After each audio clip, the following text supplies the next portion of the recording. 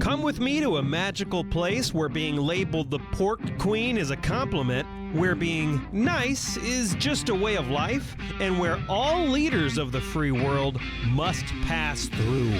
Welcome to Iowa. Whether you're a current Iowan, an Iowa expat, or an Iowan at heart, this show is for you. This is the Iowa Podcast. Real Iowans, real talk, no drama. If you love Iowa breaded pork tenderloins as much as I do, then you are in the right place. Welcome to the Iowa Podcast, Iowa Eats Edition. I'll be your host, Jensen Cummings, filling in once again this week for Justin Brady. We got a great show here. We are in the East Village of Des Moines at the Jethro's Barbecue Studio. I have with me JayJay Goodvin of the Iowa Gallivant. Thanks for being here. That's right, man. Thanks for having me. This is going to be fun. We're going to be talking about your just recently completed epic journey around 99 counties of Iowa trying these breaded pork tenderloins. You're currently running around trying now 99 county specials, kind of special dishes, those features. Yep. And then you also just were running around for the top 10 burgers of the state for the Iowa Beef Council. That's correct, yeah. We're on an odyssey, man.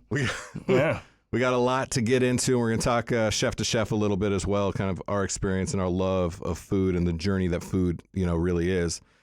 I wanted to have you help me, though, first. All right. The reason that I'm doing the Iowa podcast, the Iowa Eats podcast, is I want to explore Iowa food culture. All right.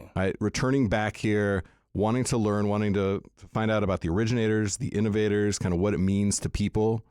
So I couldn't think of anybody better because you've explored every corner to the right place of here. the state. All right. So for you, when I say Iowa food culture, what does that mean to you? I go to our meat lockers more than anything. Our local meat shops and lockers. So you can travel around Europe without a passport if you go to our lockers. And excuse me, in the late 70s, we had it was just over 400 lockers. Over 400 lockers in the state of Iowa. Now we're just north of 100. And that's where a lot of our heritage comes from, is from those areas of the state where, it could be a very small town or it could be a neighborhood institution in an urban area, we lost a lot of those in the 80s and 90s. But now, excuse me, oh my gosh, I should have started doing that before we started recording. You're all good. Times change, regulations change in the 70s. The farm crunch hit in the 80s. Right. People were moving out of the small communities throughout the state more and more in the 90s and early 2000s. So they just kept kind of peeling off. But with COVID, they really hit a renaissance because nowadays people want to know where their meat is coming from more than ever. And you can shake the hand of the person you're keeping employed when you go to one of these lockers anywhere in the state. And at these places, they have the old school recipes from Germany and from the Czechoslovakia and actually I can get busted in Cedar Rapids and Iowa City saying that Czech Republic and Slovakia. There we go, or even more specific, Bohemia. Yes. So you have to be careful what you're saying. And in the Czech areas, like Jitrnici sausage up in Protivin, you can get a lot of different kinds of Swedish sausages, down in Essex, who just dodged a tornado last night, by the way, in southwest Iowa. Thoughts are with and them. Johnson Locker there too. So if you the Danish communities through Cass County and Audubon County and Shelby County, those that's a very dense Danish area of not only just the state but the country. So you can get a lot of different types of sausages like Kopwurst. up in northeast Iowa and things like that. Language. So it's that. So when somebody says what's the culture of Iowa food, or I should say the heritage, that's where I go first. Yeah. That makes a lot of sense to me. A couple of things that you stand out to me. I grew up in Germany, so you start talking Wurst, I'm like, I'm all about it. Yeah. And I think that heritage part, the legacy, to your point, got a little bit lost. Right. For a generation. Oh, absolutely. Or two, even. Yeah. Yeah. And now we're finding our way back to it. COVID was an interesting catalyst for that because all of a sudden we said, wait a minute, we can't get everything we want on demand all the time. Right. Because these supply chains could potentially be threatened. Yeah. So we need to localize that. I love the local farm. I love taking my kids to that. The farmer's market is a great conduit for that. Yeah. I think the farmer's market here is incredible. Getting all the way to the farm itself and letting the kids see the hogs. Right. See the chickens. Yeah, especially see like the heritage cows. breeds and things like that, you know, Berkshire hogs and, you know, Scottish Highlands, things like that. And if you want to eat local, support families, buy local, and keep the carbon footprint down when it comes to your food that's landing on your table, our local lockers, and farmers markets, like you said, there's no better way. There's a cafe up in Waukon, Iowa, Alameda County, and just a few yards away is it's called Jet's Cafe, and just a few yards away, literally across the parking lot, is Jet's Meat Processing. So they wheel their meats over to the Literally restaurant across the street. I mean, so the carbon footprint is just nil. The livestock that's getting slaughtered there was raised locally. So I mean, it's those kind of things I kind of seek out, and those obscurities, and people really enjoy it. That you just said something so important. You seek it out. Yeah. You have to have the willingness to go and do a little bit of work. You got to go find it. Shout out to Shivers Farms in Bondurant. We've found them. They were active on social media, right? And a lot of farmers aren't. So I think you bringing a spotlight, seeking out 99 counties, going to these places where sometimes they get lost or forgotten from outside communities and Iowa at large, I think makes a lot of sense. That drive, that curiosity that you have to go and seek out and get your butt around 99 counties. Yeah. Why? Why the Iowa Gallivant? Why did you want to go on this kind of adventure? Well, since we started it almost 11 years ago, we've been to all 99 counties multiple times. I'm not even running for office yet. So. Soon enough. Oh, I said yet. Whoopsies. But you know, both sides of the aisle have approached me in certain capacities, and I'm like, do you have any idea how bad of a politician I would be, especially if you want to be a local one? Like, I'm a cook. I say what's on my mind. Yeah, imagine if like I was a county supervisor in Johnson County, like, hi, this is I'm just going to zoom this in from Okoboji today, if that's all right with everybody. You know, so you know, we started it as a family scrapbooking project, and it turned into a travel blog. And now it's turned into this Iowa Gallivant monster, and has so many avenues we've created and others helped us create. And it's I'm more of a promoter than anything now. Yeah. And you know, I authored a book back in 23, hence rural Iowa. Starting out with Iowa sausage. It's called Rural Iowa Sausage, and then we've worked with several organizations. And that's what a lot of people say, like, how do you stay on the road all the time and this and that? It's because we work with several organizations to promote their communities, events, and things like that.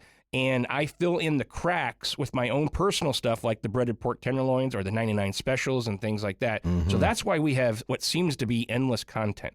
Yeah, so, you do. Yeah, so we really hit it hard. And I like making a lot of stops, no matter what. If I'm traveling for, you know, job purposes or anything, I still try to make my time to stop at several places. So, and that's just the way I've always kind of been too.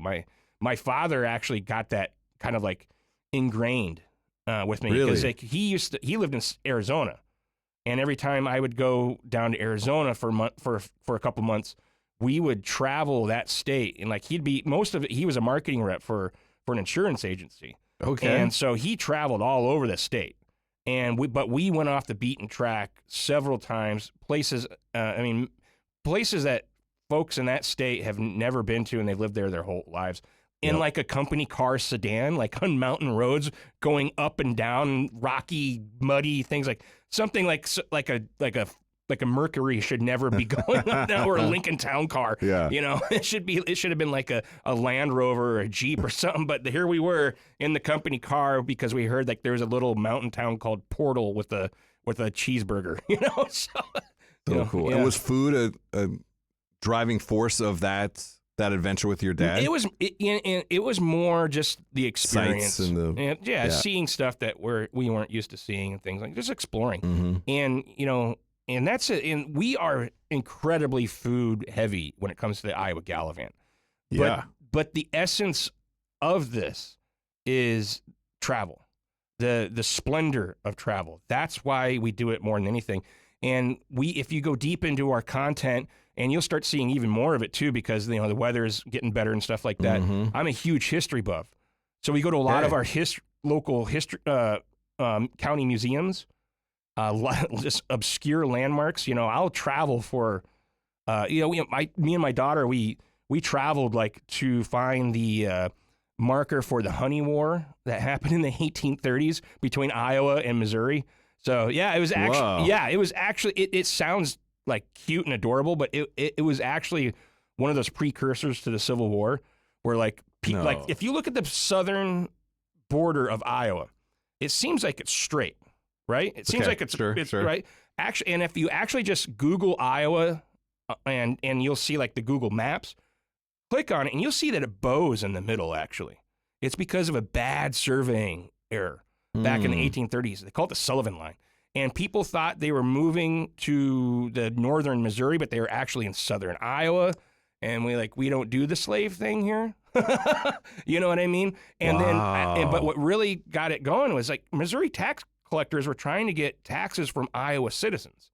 And they're like, dude, what are you doing? We're not in Missouri because of that Sullivan Line. And it was disputed. So some tax collector got really ticked off and chopped down a bunch of trees where they were harvesting honey. And it was like not their only means of income, but a major means of their of income. And it was literally pitchforks and hunting rifles standing off at the border. It was the first time in Iowa state history where they called in the National Guard. Missouri was about ready to call in the National. If those two, and this is when states were a lot more sovereign, the 1830s. Sure. If those two state National Guards were to have opened fire on each other, we could have been seeing like the launch of the Civil War 30 years earlier. Unreal. Maybe it should have happened 30 years earlier, because everybody says like there were several precursors to the Civil War, and this is one of them. And so if they had started firing at each other, you would have had southern slave owning states coming to allies with Missouri, and vice versa for Iowa. It was this close. Really? Yeah. So it's called the Honey War. That's why it sounds adorable. So going back, so this is how I travel too. Yeah, this is great. I'm going all over the place. We started great. with bratwursts. Yeah, now we're talking about perfect. Potentially launching the Civil War 30 years earlier. And in Taylor County, this was the most remote area of Iowa I've ever been. And it's hard to go more than 45 minutes between towns, whether it's a small town or big town in Iowa or even unincorporated community. But you had to go through Missouri to get through this marker, And it's where the Sullivan Line marker is and a commemorative marker for the Honey War. And so you put 1 foot in Taylor County, Iowa, and 1 foot in Worth County, Missouri. And that's where I think a lot of our rivalry between the two states happened. There's been a little war over it. Right. And that wasn't even I heard about the land marker when we were driving around. So I grabbed the local Bedford, Iowa Chamber of Commerce guy and said, let's go find this thing. He's like, yes, let's go. Oh, this is great. See, this is why I love having conversations like this and learning more, because I thought you were a food blogger, right? A food vlogger. And now this is so interesting. Social studies was my favorite subject. I love history. I'm fascinated by it. I'm fascinated how people get to where we are. Right. How we interact, how we engage. And food is one of the ways that we do that, right? When we sit down at a table together, we interact and we connect in the most meaningful way that I've found. Mm-hmm. But all of it is about just those human connections. So the fact that you're looking at it multifaceted, multi-layered, that a small community, many people don't think a small community has anything to offer. You see a small community and you see a great pork tenderloin. You see a great piece of history. You see a great piece of land and heritage and legacy. So that vision that you have for seeing what most people are missing in today's age is inspiring. So I appreciate that. Now I understand the foundation, why you do what you do. and how you've navigated the 99 counties of Iowa, and then you start layering on these different kind of more focused kind of themes for this. Yeah. How did the breaded pork tenderloin become that theme for you that you're like, I'm going to dig into this specifically across all 99 counties? Yeah, we did some other projects in the years leading up to this. I think our first one was biscuits and gravy. Like I think that was back in 2015. We went like 7 or 8 places. Yeah, and picked my favorite one. And then we did like best hometown tacos. Okay. And then that was hugely successful, which I knew it was going to be. And then I picked my favorite one for that was Mimi's down in Ottumwa.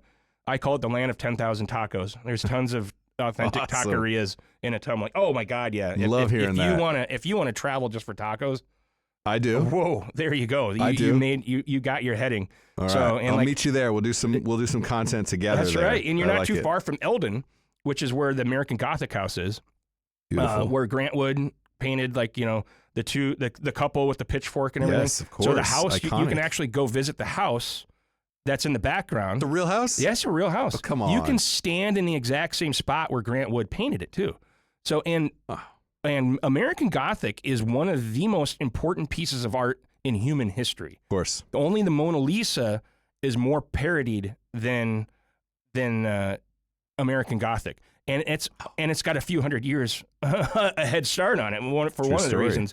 So if you were traveling through Italy and you just weren't planning this opportunity at all, and someone said, an hour that way, you can stand in the exact same spot where Da Vinci stood when he created the Mona Lisa. Who wouldn't do that? Would you turn that down? So if you consider yourself a huge art buff or especially history buff, if you're within horseshoe throwing distance of Eldon, Iowa, then get your butt over there and stand in the spot where one of the most noticeable, important, and just famous pieces of art in human history was created, and it's right there in Iowa. Not too far from Ottumwa, while you're going to go get some tacos. While you're going to get some tacos. And then, so after that, we did Best Between Bread, which was even more popular. And we went to all sorts of places, had all sorts, and that's where I didn't say sandwiches because there's a lot of debate, like what's a sandwich, what's not. Oh man, you can have a hot burger is a hot dog, right? Oh, exactly. Yeah. You know what I'm talking about. You can't have a Reuben unless it's. I mean, now we come up. You can't have a Reuben sandwich without bread.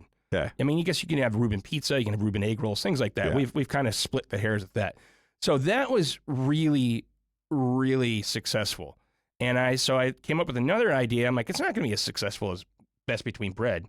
I did Iowa's Worst Road Trip, casing the state for the best sausage. So WURST.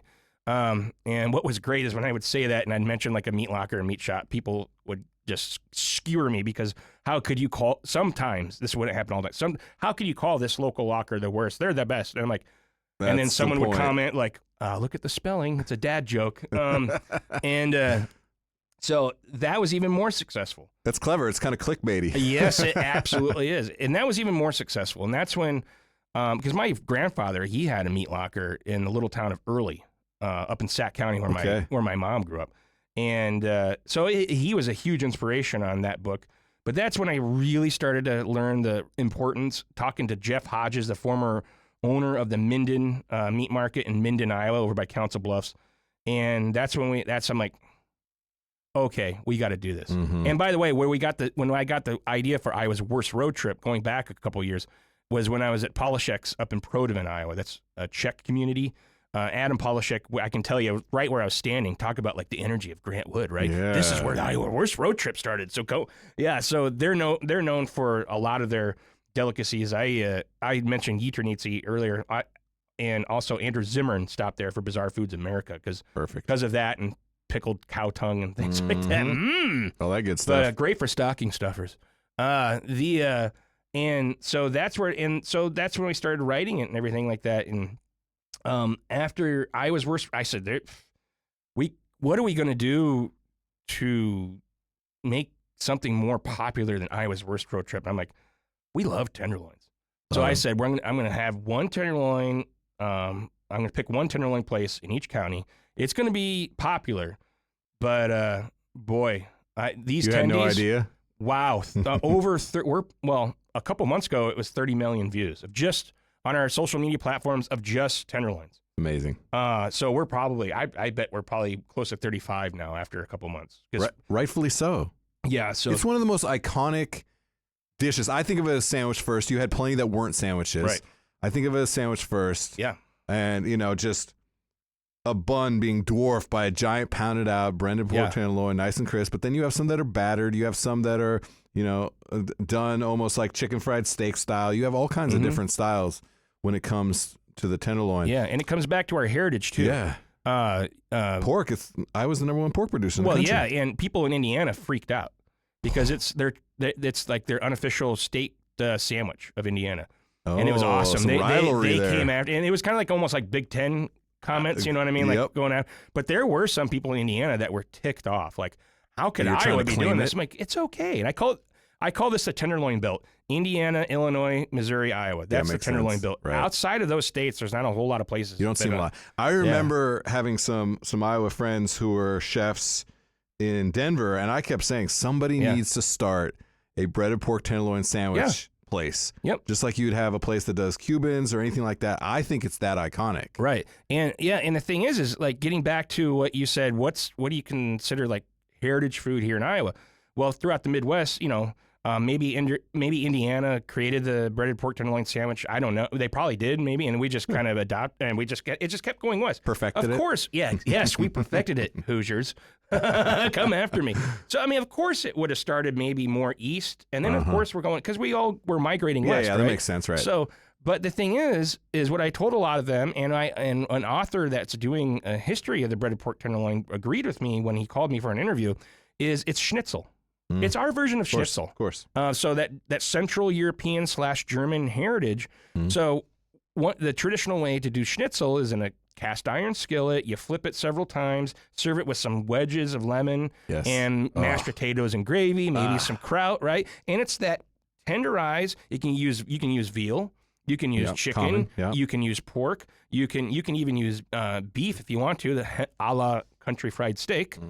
That's a form of schnitzel. And it depends what's most available in the area you're in. So naturally, a lot of hogs in the Midwest, and especially Iowa. Now, if you're a farmer all day long, or even all night long during harvest season, you can't have your schnitzel dinner traditionally, right? Yeah, you can't have your fork and knife out on working the plow and stuff like that. So what's the next best way to do it? Put it between a couple pieces of bread or now buns, load it up with some onions and mustard, and you can eat your breaded pork tenderloin and still keep working. Why is it so big sometimes? Yeah. Because you don't have time to take a break and you're going to get hungry later. You eat half of it for lunch. When the sun is about ready to come down, you have the other half. So there we go. Form and function. Yeah, and the only place, now I don't know if this is the only place in Iowa, but the only place during our 99 pork tenderloin tour that was doing it in the cast iron skillet, like traditional, like schnitzel style, but still served it on the bun, was Pete and Shorty's. Okay. In a cast iron skillet in Clarksville, Iowa, Butler County, and Pete and Shorty's has been around since 1934. So unreal. I mean, maybe that cast iron. I mean, yeah, that thing is seasoned. And it was a great breaded pork tenderloin too. So yeah. Anything surprise you when you went out there? You had your own preconceived notions, having that chef background, that culinary background, also just having tried pork tenderloins in whatever capacity throughout your time, but now you're on a mission. And now you're having to kind of evaluate them. You're having to critique them. You're having to, you're promoting them, but you crowned a winner. Yeah. So you picked one. So definitely let us know who that winner is. But tell me, what surprised you, or what did you notice that maybe you weren't expecting? Yeah, the different varieties. So I had kind of the idea, even though I've had a few different styles, I had the idea of what we were going to get. But I would say, people ask me, "Are you tired of breaded pork tenderloins yet?" I'm like, "No, not really." I mean, it's because we were getting a good variety of them. And what I noticed too is, there was more people were doing the hot tenderloin sandwich style with white bread with mashed potatoes and gravy. You know, basically get a wheelbarrow of gravy and and so there was more people doing that.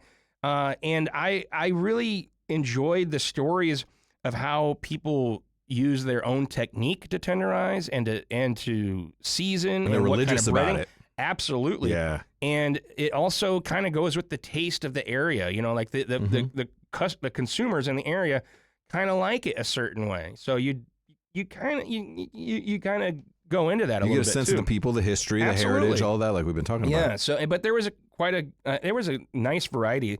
Battered. There was more battered tenderloins than I thought I'd see, and it seems like the more north and northeast you go, you know, we're getting into fish sub-regionality we're getting into here. Friday fish fry region, like northeast Iowa. You know what I mean?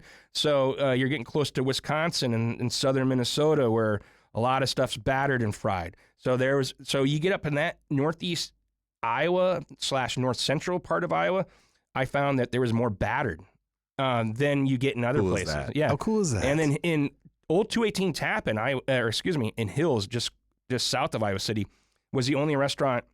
They weren't in our 99. They weren't our Johnson County pick, but I've been there several times. It's the only one I know of in the state where you can either get your tenderloin breaded, battered, or grilled.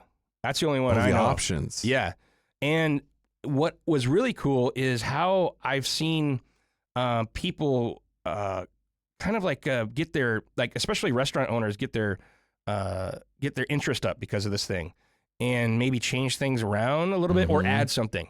So three different things. We had a broiled. Let me say that again. Broiled, broasted. Woo, sorry. Yeah. Broasted, not roasted, broasted pork tenderloin in still smoking barbecue down in Mount Ayr, Iowa, southwest part of the state, almost to Missouri. It was the juiciest tenderloin I had, which makes sense. Yeah, it's pressure cooked. Yep. It was thick. It takes about 11 seconds to cook probably because there's no bones in it, right? Yeah. And it was the second broasted tenderloin I've had. I had one up at the Stoplight Lounge in Hartley, Iowa, which is O'Brien County too. That was years ago. And it was so good. We did the video. And then this place called Stumpy's in Duncombe, Iowa, over by Fort Dodge.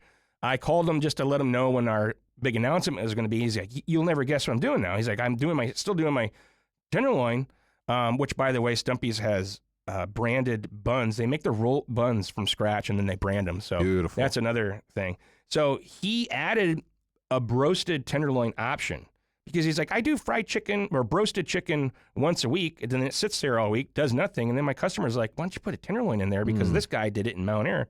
So, and we started doing, by the way, Mount Ayr, Iowa, home of Iowa's only tobacco farmer. So can I just say I am very impressed with your encyclopedic recall of all the places, the town, the county, and what it's near. That's pretty Ringgold impressive, County. man. Yeah, it's Mount Ayr. Yeah, it's a great movie theater there too. It's like one of those historic ones. So, but also you're close to Beaconsfield, Iowa. Okay. Yeah, that's if you go to Hy-Vee, you see like Beaconsfield bread.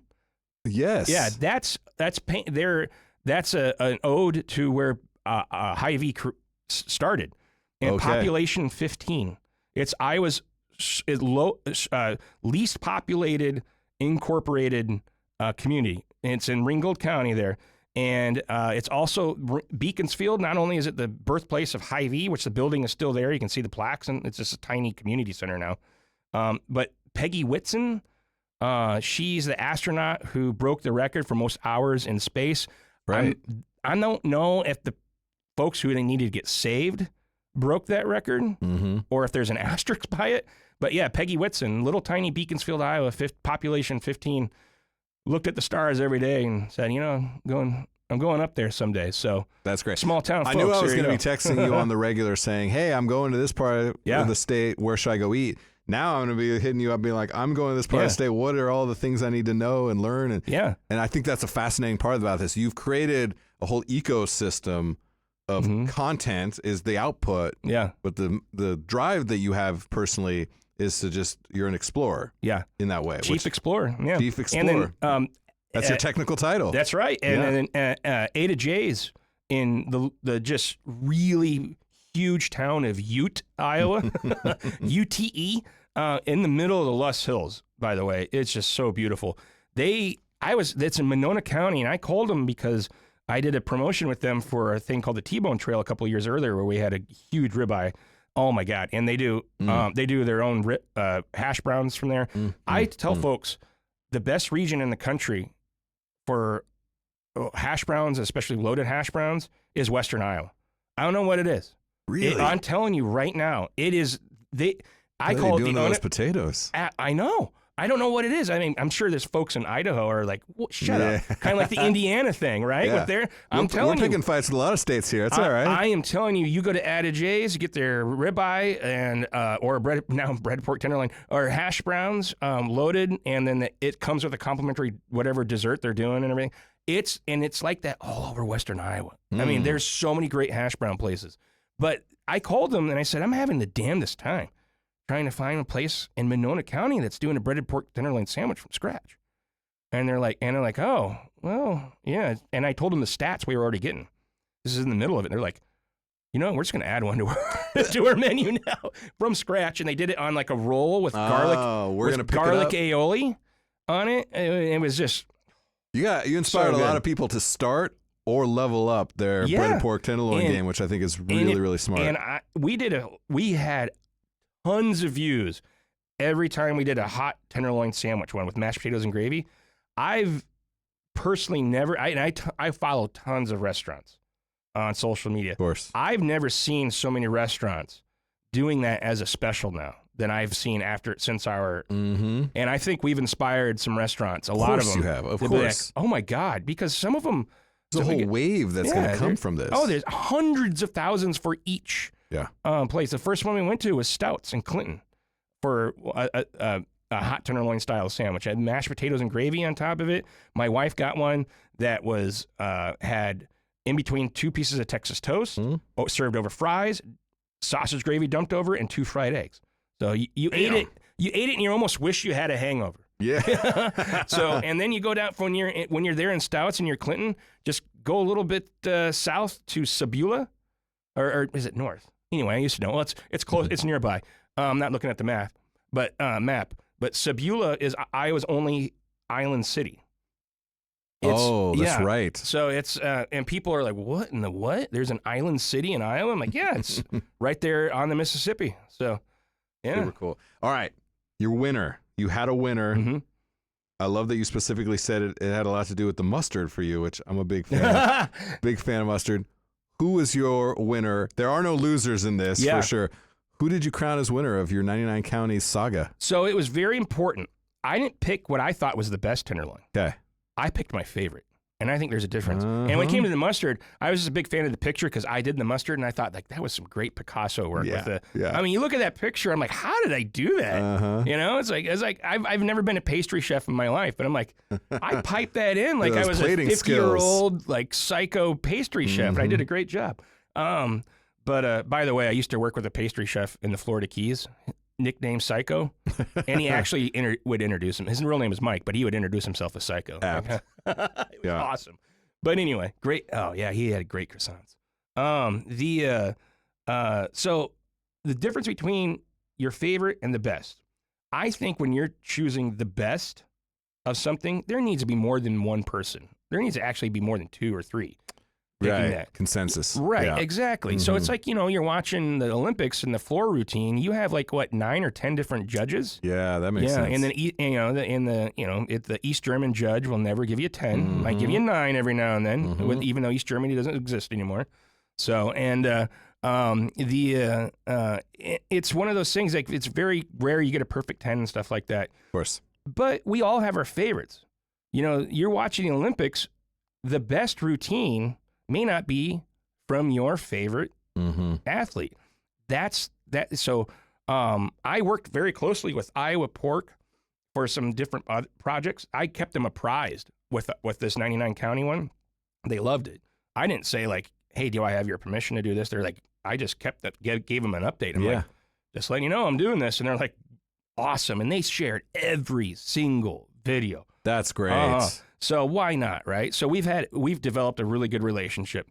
and I've done a couple more projects with them outside of this. And so my favorite could change. Definitely change. You know, my favorite baseball player is still Andre Dawson. You know, that's probably never going to change because my pop culture knowledge kind of tapers off at 2000. Yeah, makes but sense. you know, my favorite football player has changed. My favorite, you know, and other things have changed. But yeah, I gave it to the Landmark Bistro in Grundy Center, and it's my personal favorite. Others may not think that. That's fine. Mm-hmm. So why it was my favorite, it also goes with experience too. I think it's fine to be like, this sandwich is amazing, but you know, maybe people weren't really necessarily you know, like the whole experience may not be as well as another place. Sure. So, Yeah, and I'll be honest with you too. Sometimes when you're going to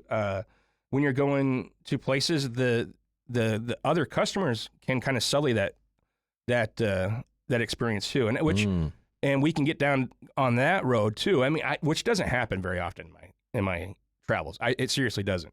But there is sometimes where like you get the loudmouth that, you know, is, you know, they're just kind of like messing around, and, you know, or somebody who's just constantly complaining next to you, to the server. You know what I mean? Everything's great. The server's great. The food is great. The entire crew is great.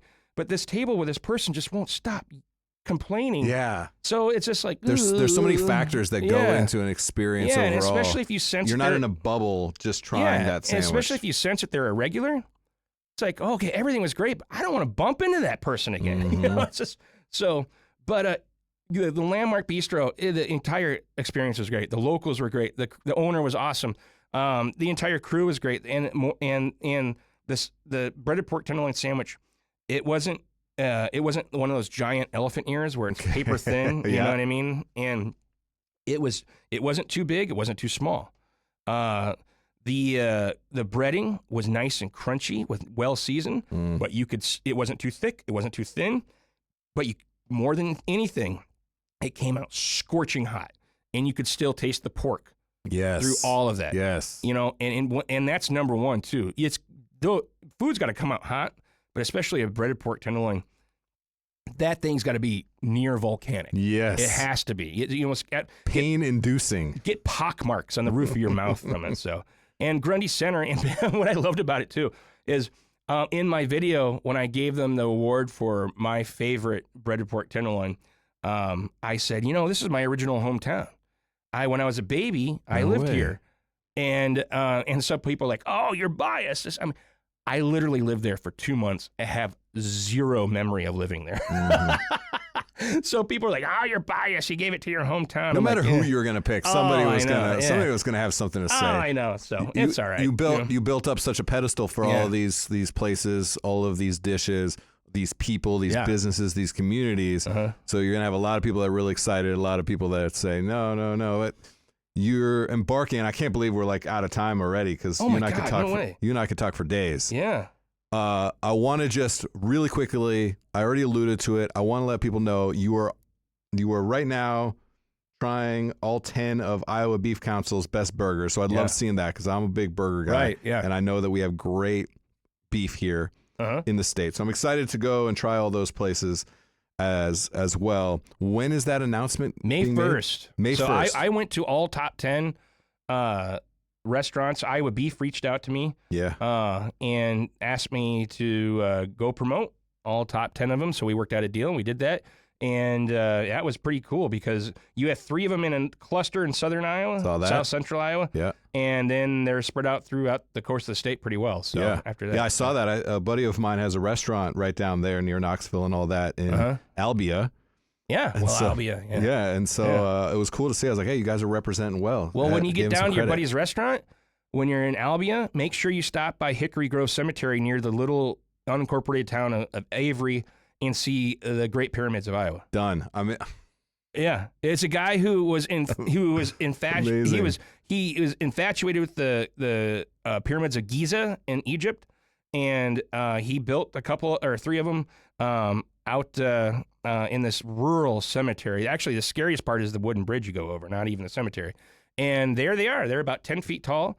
His hopes were to be entombed in it, but his dream never came true. So if you're looking for a place, he was going to be the Pharaoh of Iowa. Exactly. That's amazing. Yeah, and it's fascinating. And now you're on the 99 county tour for specials, kind of allowing them to, where Breaded Pork Tenderloin was like, let's try this dish from everybody. Now you're saying, I'm going to try something that is unique to them. Yeah. That stands out. That's the chef special. That's the thing that they live and breathe. Right. Whatever that might be. Give us a little bit of a timeline there. You just kicked that off. When are you wrapping that up, and kind of what's the goal there? Right. Well, this show just came full circle. Your first question was like, what do you think of like Iowa food and the heritage?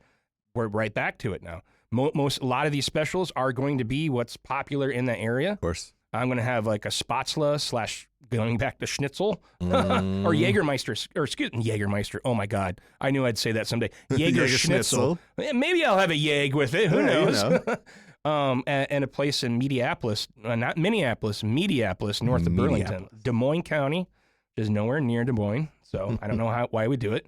Marion's not in Marion County, yada, yada, yada. So the timeline on that is I have no idea. Yeah. This one might actually take over a year. Wow. I said that with Breaded Pork Tenderloins too. I'm like, it'll be a year and a half before we get. It got less than 10 months later, just under 10 months. Still, that's flying. I know. So, but we travel a lot. So, because I'm trying to hit these restaurants on certain days that they're doing the specials. And some of them are really not. So a lot more coordination with this one, too. Yeah, some of them are nice enough to say, like, well, we'll make it when you get here. And that's already happened, actually. That's already happened. But I kind of want to make sure, I was in the restaurant industry for over 20 years. I'm in civilian life now. But I know what the Pirates Galley is all about. Yep. So, and, it's these are my people. And this is, like I said, this is the essence of our traveling. It's been such a great time. And I always kind of say to, I get along with a lot of folks, and I love talking and everything like that. But getting back to when I can actually talk to the folks in the kitchen, my fellow scallywags at times and things like that, and I always kind of say things like, one of my things I've said too is, I very rarely get along with the chef when their best talent is cooking. A lot of chefs. Thank you. Yeah, a lot of chefs are really great at cooking. They should be, but when you get to know them, you realize that their best talents aren't cooking. You know what I mean? They're just like Anthony Bourdain. Yeah. I mean, he was a great chef, but that wasn't his best talent. Yeah. That's a perfect example. I say all the time, 9 out of 10 things that make you a great chef have nothing to do with cooking. At all. Exactly. But the ones where their best talent is cooking, it's just like, ooh. Trust me, I'll respect you and get along with you as much as I can in the kitchen. But if we, if we meet at the flight of stairs, you might want to watch out. So, yeah. Oh, I love this. So this is going to be a longer journey for you. So I appreciate that. We're going to stay tuned. Where can people find you, the content, the videos, and be able to track the journey and then be able to take their own journeys? Yeah, TikTok, Instagram, YouTube, Facebook. That's our biggest following. You can also follow our website, the Iowa Gallivant. And you can't spell routine without rut. You got to break out of that every now and then. Even if you're having a great time every single day, but if it's the same thing, you got to break it up a little bit. I mean, like I said, it's impossible to spell routine without rut. So get out of that bubble and go to places that you may not normally go to, and just experience them and see what it's all about. And get off onto those blacktops. I mean, it's amazing when you get off of I-35 and I-80, and especially I-29 that goes north and south. You get into those Luss Hills. We all in Iowa, we have so many Iowans have experience and memories of the Black Hills in South Dakota, and for good reasons, because it's beautiful. But what do we have to cross to get there? Yeah, the Luss Hills. Yeah, and there's not another formation on planet Earth that's similar to it. It's truly breathtaking. So. Get out of that rut. That was a brilliant ending. Usually I try to find a way to wrap a bow around it. You did that for me. Yep. So I'll just say that's it for this episode of the Iowa Podcast, Iowa Eats Edition. Myself, Jensen Cummings. We had JayJay Goodvin from the Iowa Gallivant on, talking Iowa food culture, breaded pork tenderloins. specials, food, culture, history. We got a lot of work to do to follow in his footsteps. Appreciate y'all for tuning in. Cheers. Thank you. And to my fellow Iowans, Iowa expats, and Iowans at heart, thanks for listening and subscribing to the Iowa Podcast.